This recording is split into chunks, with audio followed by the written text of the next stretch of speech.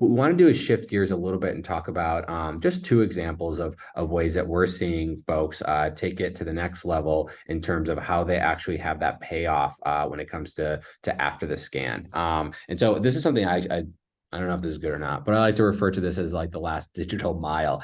You think in supply chain and delivery, we think of the last mile problem of that's really where there's a lot of expense, there's a lot of lost efficiency within it, and the same thing can be applied if we think about what is that experience after you've done a ton of hard work to maybe convince someone to scan a QR code, to convince them to take an online action that drives into an offline action that drives into an online experience. I keep messing that part up. I got to figure out my offline and online talk track there, Claire. But it's really important for people to think about how do we make sure that if someone does make that investment, right? They pull out their phone, they open up their camera app, they point it at whatever QR code that you put on something that you've worked so hard for, that where it takes them, there's payoff there, that there's actually something that they want to do, they take action on, that it reinforces the brand experience. And that can be following you, that can be learning more information about your brand, it can be making a purchase, whatever it is. How do we make sure that QR codes effectively bridge the gap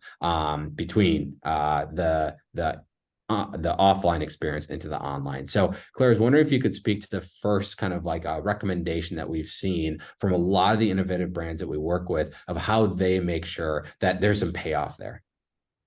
Yeah, this is one of the most exciting things with QR codes, in my opinion, is having it on either the product itself or the boxes, as opposed to just, on advertisement out in the wild or a billboard, let's say.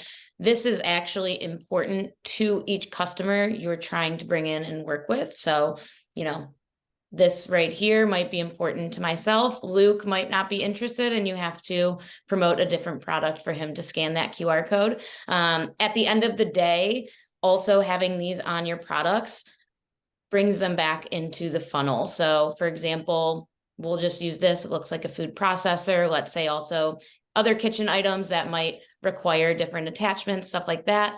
You can scan this box and direct the customer to items that are typically paired with this item or purchased together, leading them to make more purchases, more QR codes out there for them to scan, also learning about the product and how to use it, making sure they're happy customers at the end of the day and think of you the next time they might need something in their kitchen, as opposed to going to a competitor or shopping at a different store. This really brings them back to you, always keeping in mind, from start to finish, when they place that order, when that order is in delivery, when that order is finally delivered and at their home. They want to have all the information for the product itself.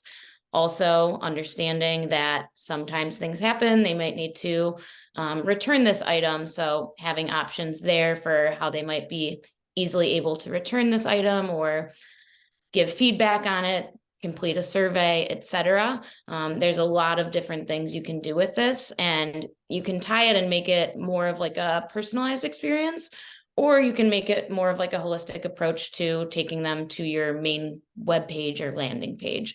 At the end of the day, it's up to our customers' decisions and what their goals, strategies are.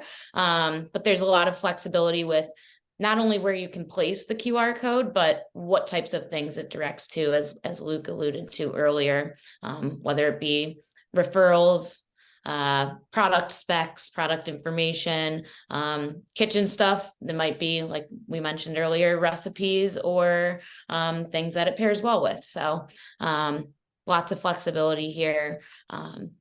End goal, like we said, to make your customers happy and having a good experience all around from start to finish. Yeah. That's awesome.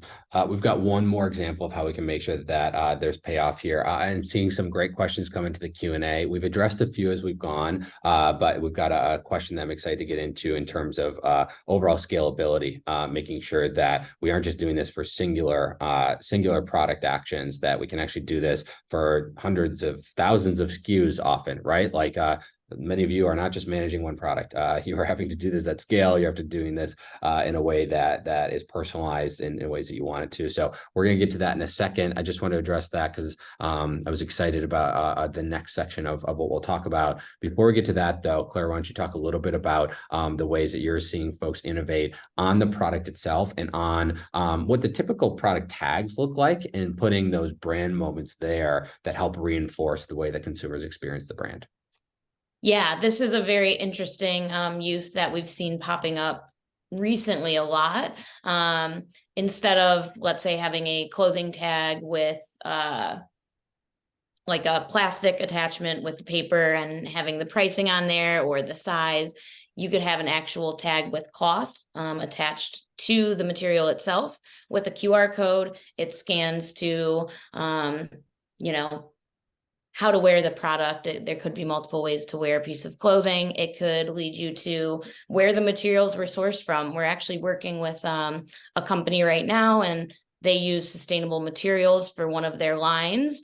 And they put the QR code on the actual tag itself. So not like attached with the plastic thing. It's going to be there attached to your sweater for the longevity of when you own this item. So having that there, you can scan it, you can see what product is this. I actually did this recently with a family member. They wanted to know what line my jacket was. There was a QR code placed on the inside of the jacket. I scanned it and it took them directly to the line of what the product was, which was super exciting because we see that every day at Bitly. But then when you're actually interacting with friends, family, coworkers, etc., being like, hey, this works. This is how, you know, it leads you to where we want to go. It also prevents things like, you know, at stores, you might be there shopping and a sticker covers up the price of it, or the sticker covers up the size of an item.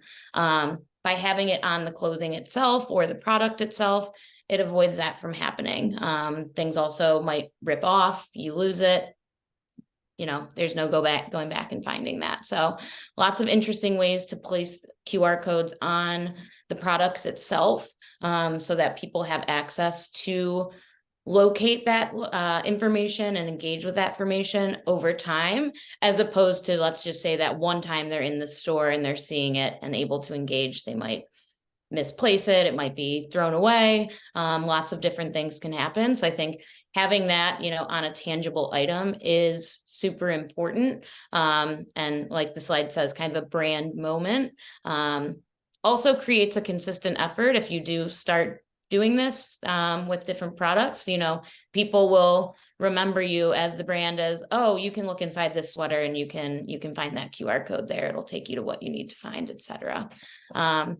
Also, interesting thing is sometimes you're not just buying a product that you're wearing. You might be buying a product that you need to use or you need to set up. Having the details there is super beneficial to improving the customer experience at the end of the day. So they know how to use it, what they're doing with it. Like we said earlier, what items are typically purchased together with it, different things along those lines as well.